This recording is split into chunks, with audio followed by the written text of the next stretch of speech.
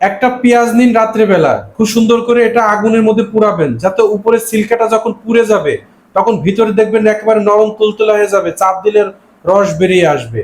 ঠিক ওইভাবে চাপ দিয়ে রসটা বের করে নিন। এবার এই পেঁয়াজের সাথে 1 চা চামচ পরিমাণ মধু আপনি সুন্দর করে মিক্সিং করে নিন, এবং দিনে 2 থেকে 3 বার আপনি এইভাবে খেতে পারেন। যখনই খাবেন এই রস এবং মধু মিশিয়ে 2 চামচ বা 3 চামচ আপনি 3 বেলা আপনি খেলে দেখবেন আপনি শ্বাসকষ্ট যতই থাকুক, আপনি কাশির সমস্যা থাকুক, দেখবেন দূর হয়ে যাবে।